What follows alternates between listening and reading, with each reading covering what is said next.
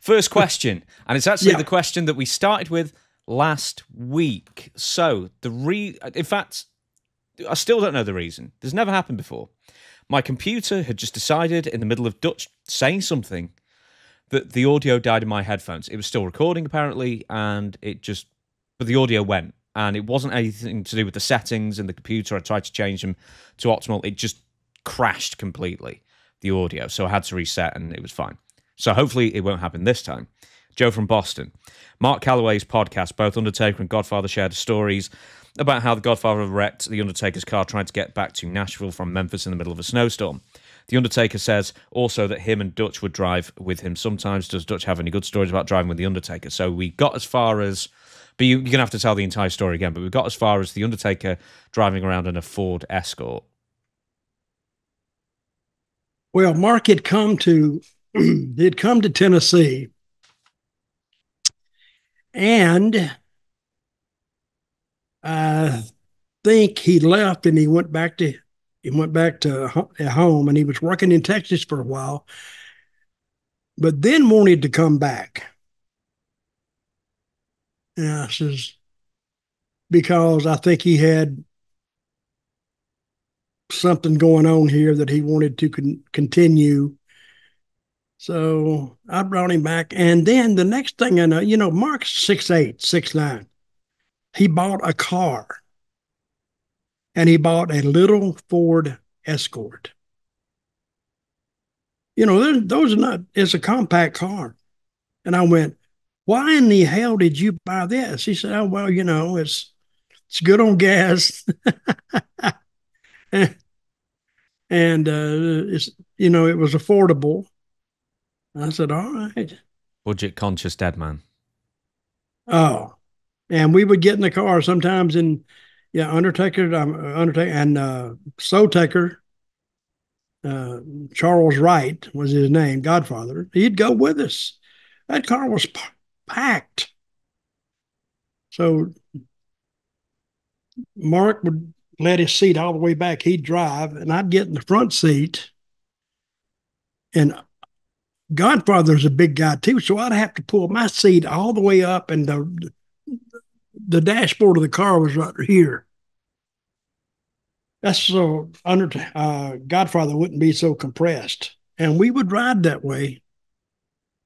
So I don't remember Godfather doing something to his car. I don't remember that, but I do remember getting that little Ford Escort. I do remember owning it after Mark, because he had went to WWE, WWF, and he didn't want the car anymore. And I was driving it without insurance, and he thought that I would wreck it, and then since it was in his name, that he'd be held liable for it. So he come and he just gave me the car, granted me the car, and my daughter ended up driving it too, but that car was too much, man. But I do remember he bought that car, and when Godfather went with us, we would get out of the car, say at a rest area, at a truck stop. People would look at us like, what the hell just got out of that car? They're both big guys, and they both got out of that little car, and then me, it was packed. But I will say one thing, nobody said anything to us. Nobody. We just walked by, and they just looked at us. So I felt safe with those guys. So, but I don't remember Charles doing anything really unusual, other than telling people to leave the car alone or leave us alone, and that people would back off. I'm wondering if Undertaker or Mark ever told you this. Did he ever tell you how much WWF offered him in that first year to jump over? No, he never told me. I remember how he got to WCW. I was at Mark's apartment complex. You lived together, by the way, at the time, didn't you? I stayed at his place a couple of times, yeah. Then we got a place close to him. Well, we were getting ready to leave one day, and I remember, and I don't know if I've told this story or not, but that's when Spivey got hurt. Mm-hmm. No, Sid got hurt, and they were looking for another for the skyscrapers. Anyway, I suggested Mark, and that was a Wednesday, and he started in WCW the next Monday. That was a quick start. So, but I've told this story, right? Yeah, yeah. And then a year later, Ollie told him he'd never make any money, and he went to the WWF and had some limited success for 30 years. Well, he wanted to go to WWF right away, and I suggested, well, before you go up there and spend every bit of physical capital you have, why don't you go to WCW and let Vince look at you first?